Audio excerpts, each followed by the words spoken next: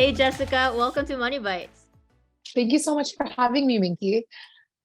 Super excited. So I hear you are returning from an amazing trip in Mexico. Yes, I just spent about a month there. It was so nice to just get away from the New York winter and like refresh and take a few weeks of break. And then now I just recently came back to New York. What was so amazing about it? And you kind of forget to discover all the things that the city has to offer. So I think like coming back to New York this year, I want to make use of all the interesting exhibits happening, the day trips, new restaurant openings. I think I could definitely make it a bit more vacation like to be in New York. Love it. I love that mindset. Make your everyday life more vacation-like. Yes, let's see how that goes. Um, it's also the case though that how you started a trip wasn't necessarily the best of circumstances. Mhm. Do you mind sharing what happened in a few months back? Yeah, not at all. So what had happened was that in November, I was part of a layoff at my company, and it was definitely, it took me by surprise since I was recently promoted. So since November until just recently, I was interviewing quite extensively. And thankfully, I actually was able to sign an offer after spending like a few days in Mexico. So I spent the rest of the month actually vacationing, but it was definitely an unexpected winter and fall.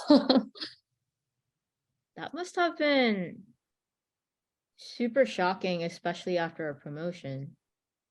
Yeah, I mean, I guess it just goes to show how sometimes layoffs are not really personal and one to not reflect too personally on, given that it could be other circumstances that like come to play. Were there any signs from the company before that the layoff was coming? There were a few articles externally. So this is for Meta, and there was like a few Wall Street Journal articles, some Blind posts as well. But I think with like Blind, this was, I believe, like about 2 or 3 weeks before. I never took anything too seriously, given that it's an open forum. But then as the weeks continued, there were more official looking articles that sounded quite legit. And the executive team didn't really deny it. And then when it happened, according to the article, it just kind of happened. Like I logged in and was unable to. Well, actually, no, I checked my email, both in my personal and work email. I had like a letter from like the leadership team kind of sharing the news. Oh my goodness. So yeah, it was definitely shocking. But at the same time, I think there was some sort of coordination that played with media, Coordination that played with media. Yeah, that, like them working with, I yeah. don't know, Wall Street Journal or some sort of leak so that it's a soft launch instead of the complete hard launch on that day. Do you I'm not mind? sure. It's just my assumption. Yeah, no, I've heard rumors of that floating around as well. Do you mind walking us through from 24 hours before you heard the news? Yeah. The news from like the article that was shared a week before, or more so when it happened and I was logged out. The layoff. So I Yeah. remember I wasn't feeling that stressed. I remember, but 24 hours before, my teammates were getting very anxious, and there was just this odd sense in the room, just doom's coming, and Yeah. it just started becoming infectious. And I remember like 24 Hmm. hours before, and then 12 hours before, and then on the Hmm. morning of, it just was nothing like I've ever experienced. That massive systematic layoff. No, definitely. I mean, I was actually at the office having dinner there, and it was such a strange, eerie feeling because, like, everyone knew about what's to come, and the lights were dimmed, and there was actually really good food at the office that night. And I was there chatting with one of my best friends who also actually works at the company, and we spoke every day. And the 24 hours leading up to that, she was really anxious and nervous. She had like a group team chat. I think personally for me, I was actually okay. Like, I think going into it, I didn't expect to be laid off because I was performing well, and I was also in a, I thought was a high priority product. But like, I think beyond the feeling of thinking that it might not have happened to me, if it did, I also wouldn't mind, given that I have been quite keen to explore maybe the startup path or even other types of roles. So I really didn't feel too anxious. So the 24-hour to that, I was just like trying to prepare myself on what could happen. Knowing that if it does happen, I thought about the potential exit criterias, whether it be going to a startup space, starting something new, or even like re-interviewing or like reaching out to people I was speaking to prior, like when I was kind of softly recruiting. So I kind of made a few mental exit criterias on what I would do if I were to be laid off the next day. And then I was, which felt surreal, but also somehow I did not feel, I think the emotions I felt were more so on the positive side instead of negative, which sounds kind of strange, but I would say that kind of like summarized my experience. Like I felt almost like free and like excited to do something new. And I do think like that feeling comes from perhaps like a position of privilege, given that like I don't have a family. I have a really good like safety net cushion from previous savings. So I felt thankful that like I can even experience such, potential feeling of freedom. I think this just goes to show the adage of always be interviewing. Yeah. I also love the fact that it wasn't the best of circumstances, but it kind of sort of almost gave you a boost in the direction that you wanted to go to, and you made the best out of it. Mhm. Yeah, definitely. So how did Mexico sort of come about? Yeah, well, I think Mexico has always been in my radar. Like, meaning even if I was staying at Meta, I plan to had spend my like 30 day, my global days there and escape winter. And I think like financially, it also or as soon as I got laid off financially, it really made sense because if I had subleased my apartment in New York while living there and taking another like Airbnb or a friend sublease, I would have saved like, I think I saved like 1,500 just straight from rent. And then Wow. also food wise, living costs and all of that is just much more manageable living outside of New York. So either I would have spent time in Mexico City for a month or maybe even San Diego where my family is. So I think that already financially played a role. And I think like, yeah, that was like the biggest thing. And then if I had stayed, I mean, it would have been great to work from there while being at Meta, but either or, I wanted to make it work. And I'm glad that it worked the best way possible. Sort of playing off of that, can you Yeah. walk us through what the 2 weeks after the layoff felt like and what were your priorities?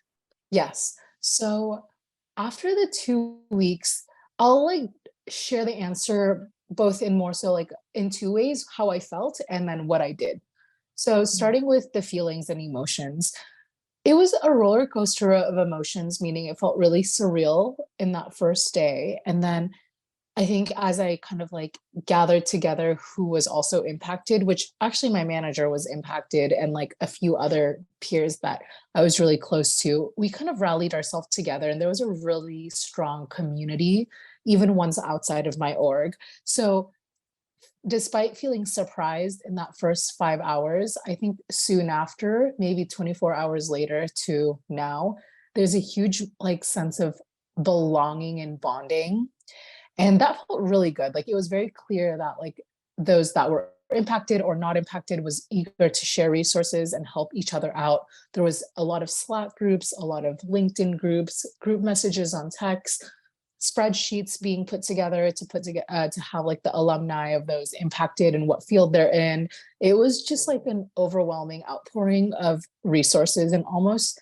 and it made me feel good because prior to that, I was already looking for a job, a new opportunity, except in those periods, I didn't have those resources. I couldn't talk to my manager about it. I couldn't get, letters of recs. But now that this has happened, I'm essentially doing what I was already doing times 100 of like other things that I could amplify for this new job search. So feeling wise, it came from surprise to just like a sense of community and feeling supported and like just like really checked in on. I think like a lot of my even old managers that stayed or that was not impacted really did a great job at caring for us. So I felt very grateful there. In terms of what I did 2 weeks after the layoff, I think the first thing was connecting with everyone I know who was impacted, having these catch ups, talking to my manager who was also impacted herself, and then putting together like a list of to-dos. And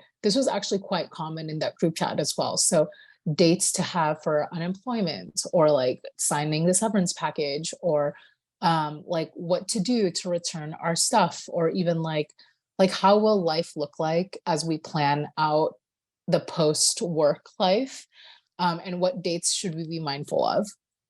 I think after having that together, I mean, it's kind of funny. I was part of the, okay, it's not funny, but like I was part of this like product marketing Slack channel of people that got laid off. And then someone even made like an MPD, which is like a master product doc of what to do post layoff. So it was just so product tech people like of us to do that.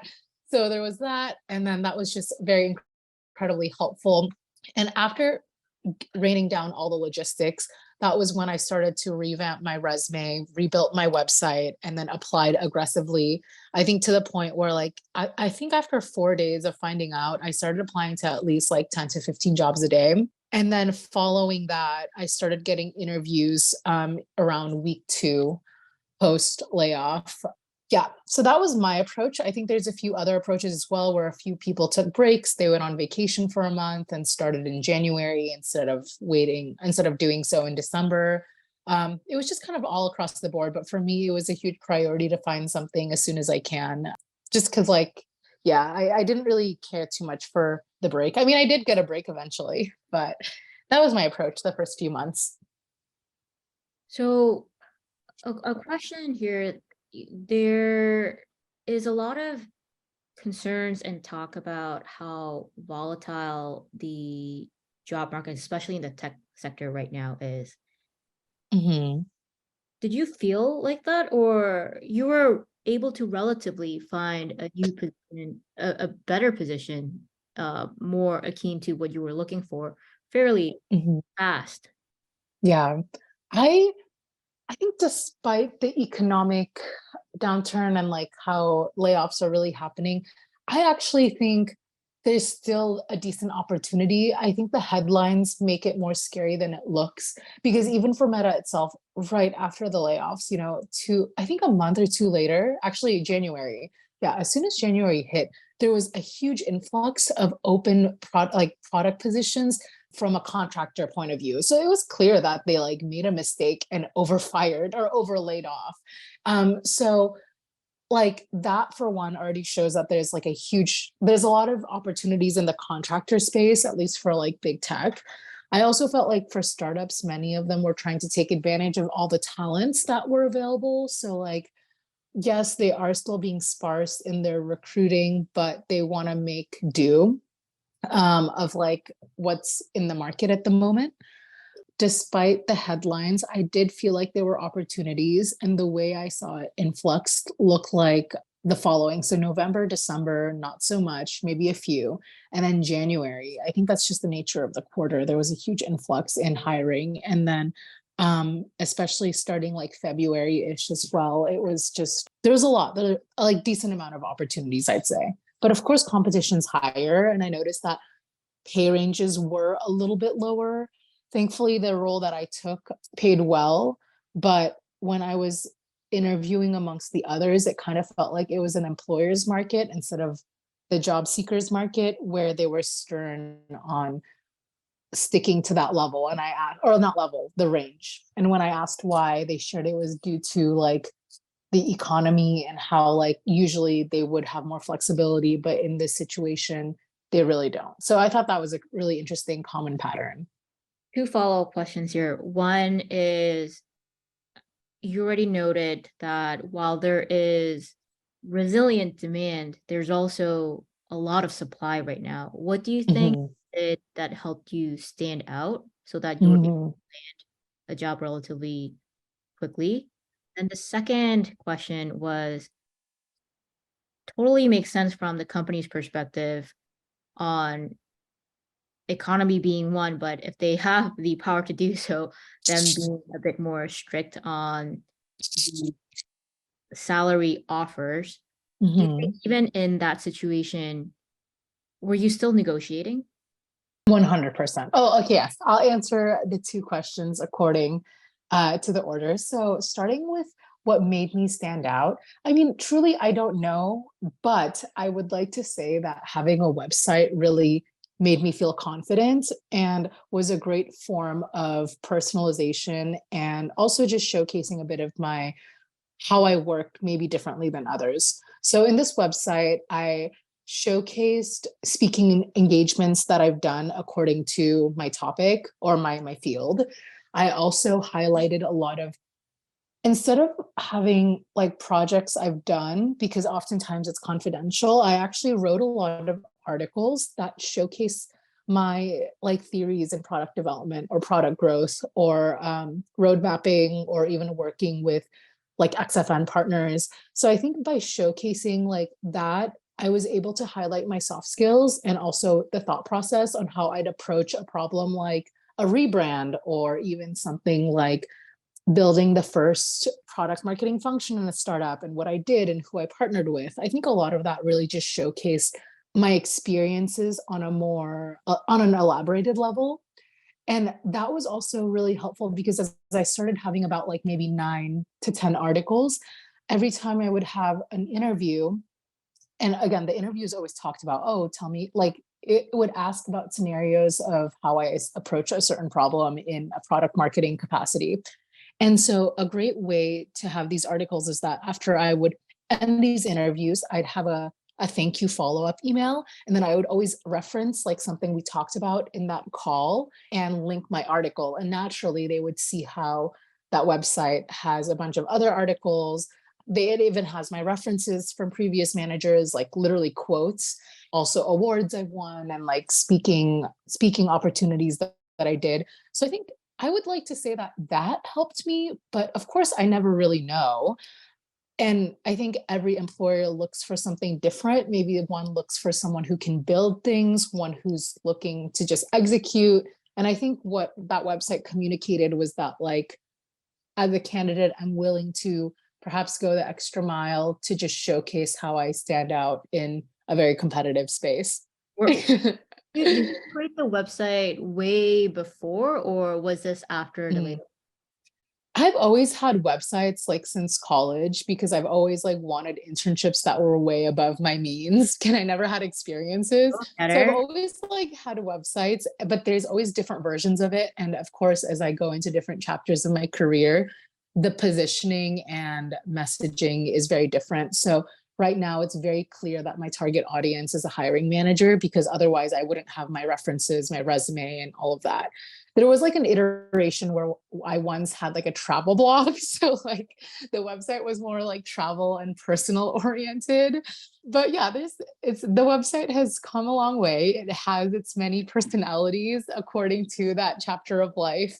But in this case, it was hyper tailored for hiring managers because I did communicate that I was laid off. I am so impressed. It's amazing. Th- Jay, this is seriously amazing.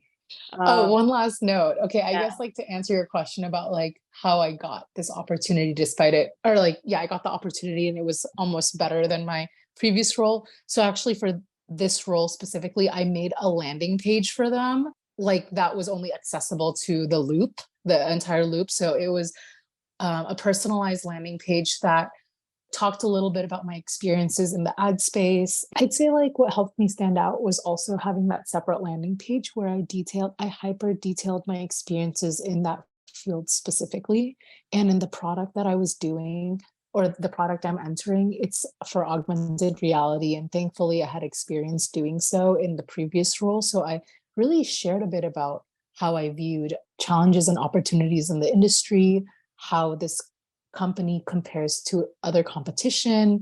It was a very interesting section that showcased just my experience within augmented reality, and it was really positioned as if I was an expert.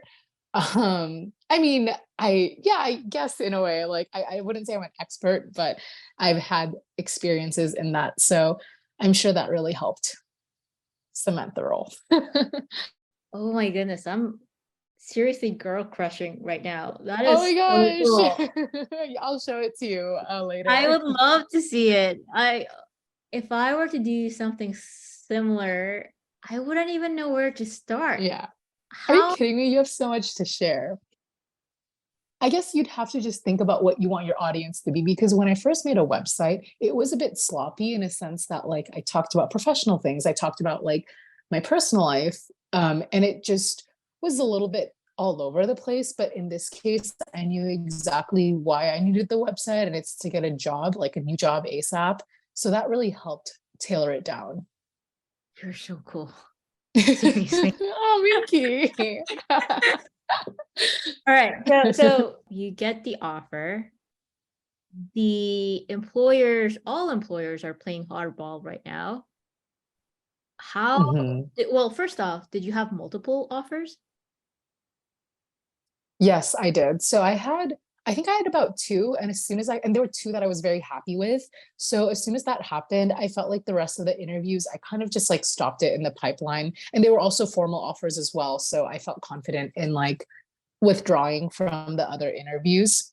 But to be honest, as soon as I got the offer from this next role that I'm taking, I knew I wouldn't have even considered any other ones. And even if the salary was not as good, I literally would have taken it because I really wanted to work there. And moving from Meta to this new company to me is like, it was a great like step.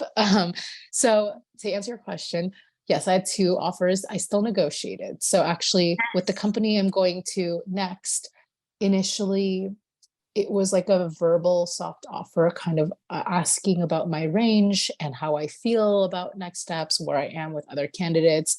I shared that I felt really good and I'm very eager to move forward. And this is the range that I'm going for.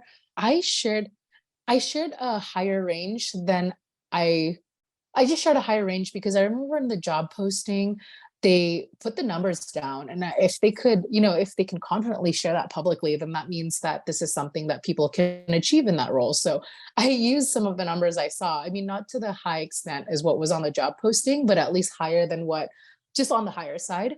And so and then when the recruiter got back to me, she shared that this was like, that range is a bit higher than they initially was going to slot me in for in terms of leveling.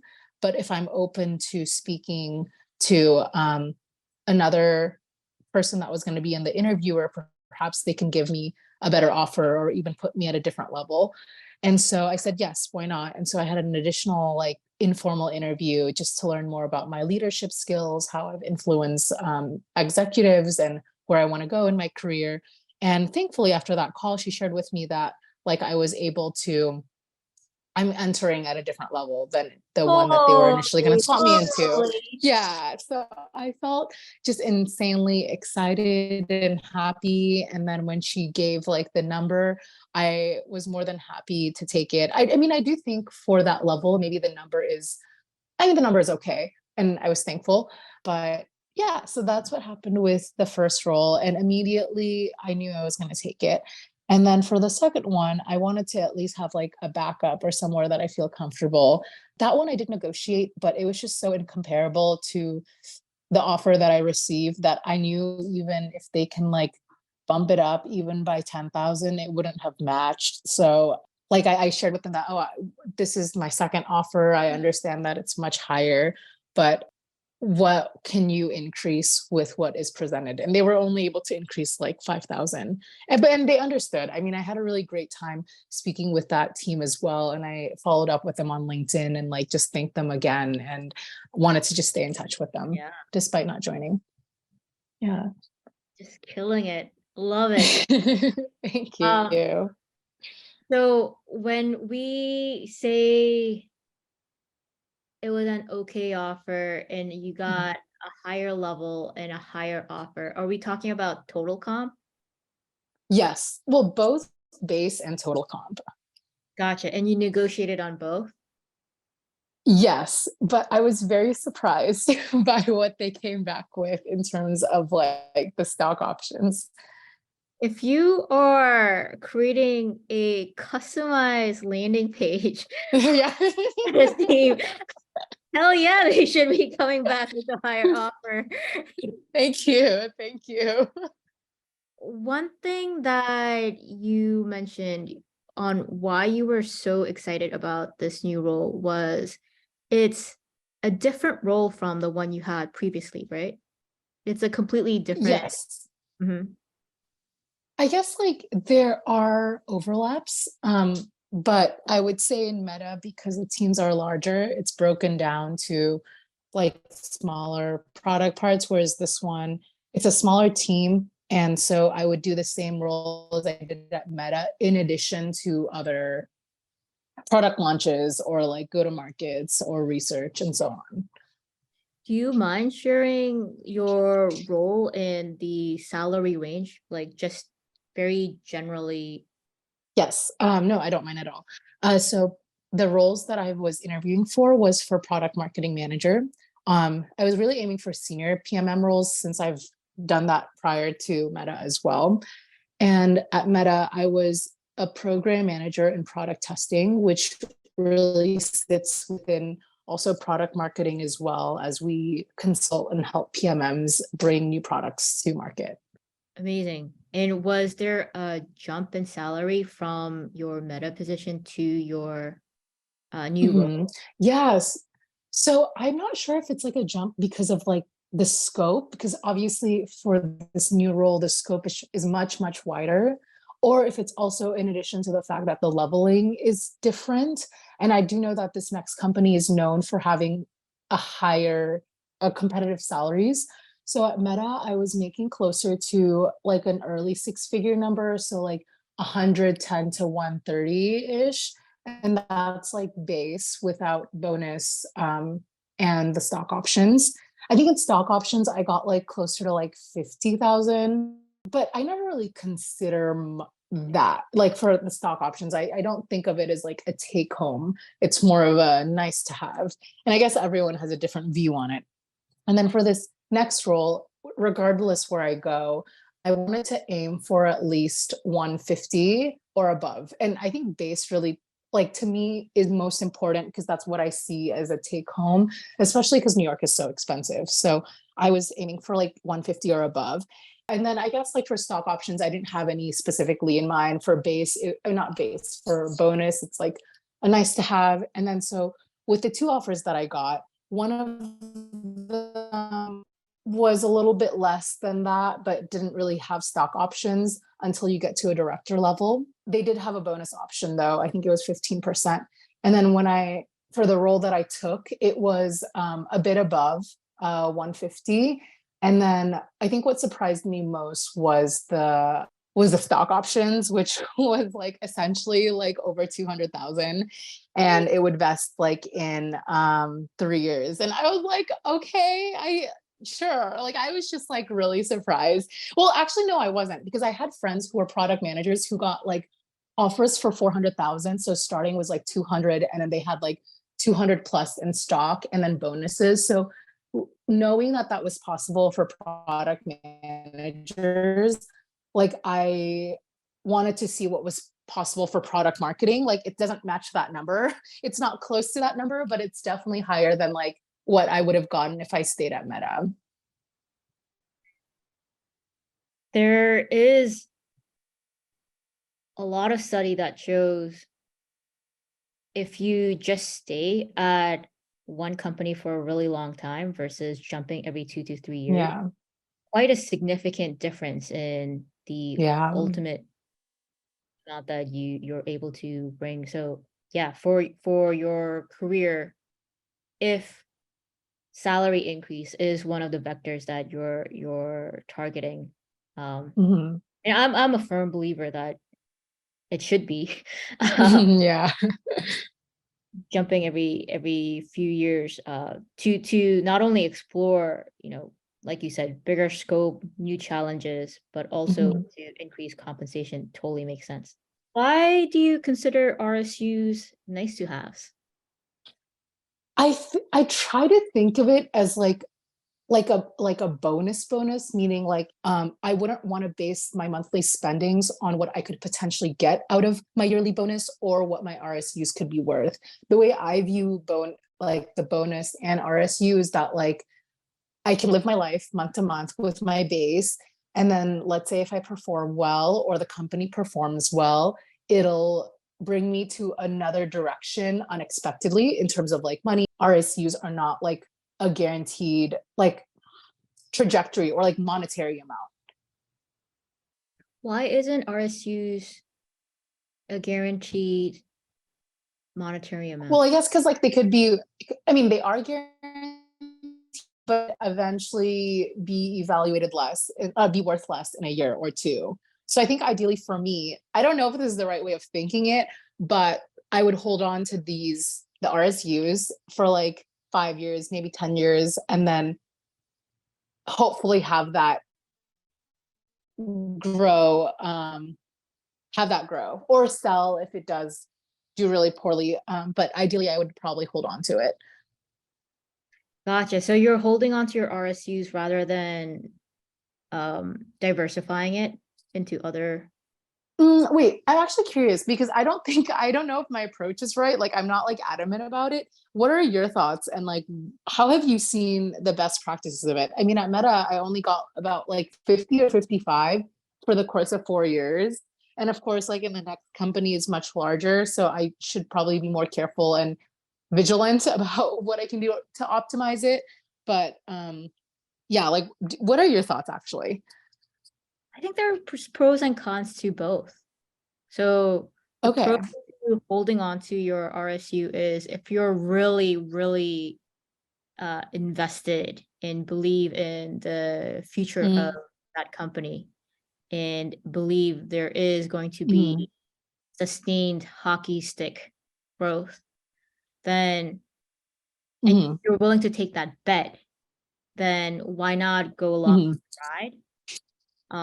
I think Mm-hmm. on and one of the reasons why some of the folks who do diversify is the argument that your salary is already linked to the performance of the company. So if Mm-hmm. you also maintain your RSU, then you're sort of Mm-hmm. double risking your livelihood. Right. That's actually very true. I think I'll need to like rethink that my own approach because it was very hands off. And I think there's more proactive ways to go about it. So you're making the most out of the situation. You can also do, don't forget, like a mix of both. You don't have to necessarily do all or nothing. Yeah. I think I would definitely do a mix to diversify as opposed to like all or nothing. I think a great question that you can ask yourself is if the company gave you the same amount of Mhm. RSUs as a cash bonus, would you actually go out Mhm. and get the same amount in your company equities? Ooh, that's such a good question. I would definitely take the cash bonus, but Okay. If that's that's the case, then actually maybe that you're puts yeah, yeah, maybe you should lean more that toward diversifying. that's actually like a really great way to put things into perspective. I did see though, in terms of how the trajectory of the company was doing, I joined at a time where it's like at an all-time low. So I think they opened in the market at like 2020 or 27. And then in the past 3 years, I think their peak was like, I want to say 79 or like high 70s for a stock. And now I joined when it was like about $9 or 10. So I was thinking about it, and like if I stayed for a few years and if they ever go back to 70, well, I think that would be a great investment. But of course, I'm not sure. Mix it up, mix it up. If you are going to diversify, it would just remind you that you would want to sell your position on the day when it gets vested so that you don't incur any Mhm. capital gain taxes. Okay. All right. I'll have to look into that because I feel like I'm gonna forget. I'm gonna ask you again. We can talk more about it offline. Yes. This is amazing. Yes. So one of the last questions that I'd like to ask is, having gone through all of this, Mhm. um, and also, I mean, it worked out really well for you. I'm so happy for you, Jay. I feel really lucky because I'm not sure. I really feel like if I received this even when I was still working at Meta, I definitely would have taken it. Mm. It's amazing how it played out, but I Mhm. think it has also awakened, at least for me, it has Mhm. the Mhm. precariousness of working for another big man or woman, Yes. um, Yes. being an employee, basically. Mhm. Curious, has this experience changed any way that you're going about your personal finance? Yeah, definitely. I think for one, it's to okay, a few. First of all, is to every year, I think it's very important for one person to have like a set number, let's whether it's a salary or a saving or whatever like numerical goal you have. I do think it's important because before coming to New York 2 years ago, I remember I had like a 5 year loose goal of what I'd like to achieve for my yearly salary. And I said in 2023, I wanted to have at least 150. And I was able to definitely surpass that.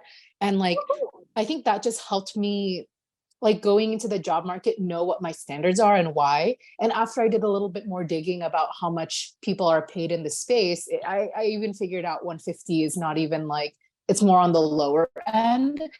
And also after interviewing and sharing testing different numbers, it kind of just like helped me optimize what I can target on the higher end. So one, the lesson is to have a number in mind. It doesn't have to be a salary, it could even be a saving or an investment or like just some sort of number each year you'd like to have. And I would encourage you to do that for like maybe every 3 years to have like a projected 3 year number. Second, in terms of job hopping, um, I I think for me, I don't like that I've jumped roles almost every 2 or 1.5 years. I really don't like that because I want to go back to a space where I can be an expert. But I definitely think if you're not happy with your job or don't feel like you're being paid for it, I would really encourage you to test out the market and see how much you could be worth.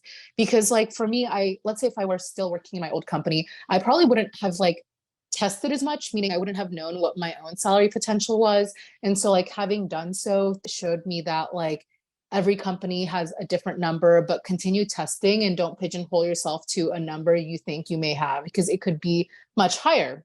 So that's the second lesson. I would say the third lesson is like the importance of having a financial cushion or like your quote unquote savings fund or emergency fund.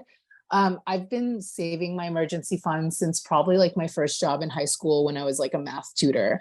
And like for me, like when I got laid off, I didn't really see a huge change in how I like spent. I mean, I'm a frugal person in general, but like I think knowing that I had a really like fixed safety net, it helped me just kind of go about things like I guess in a more healthy or like a mentally stable way as opposed to taking the first job that I get or feeling a bit more desperate on where next. So that really helped me. Otherwise, I probably would have taken like another lower paying job and maybe not even get this offer like 4 or 3 months later.